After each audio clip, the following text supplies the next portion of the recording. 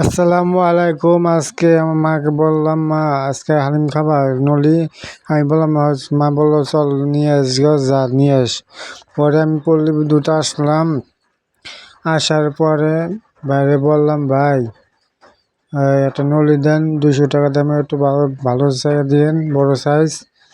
আমার মা পছন্দ করে তো, একটু ভালো চাই দিন। আর এইগুলো হলো আপনার কলজা বুনা, এটি রুটি দেখায়। এই জন্য আমার হালিম দেওয়ার পরে আমি কইলাম, ভাই একটু তাড়াতাড়ি করে দিন। আমি একটু ভিডিও করলাম। আর এই জায়গায় আপনি আসতে পারবেন কেমনে? পল্লী বিদ্যুৎ ফুড ভিলেজ সাভার। এখানে আসলে আপনি এখানে ভালো খাবার পাবেন, সব কিছুই পাওয়া যায়।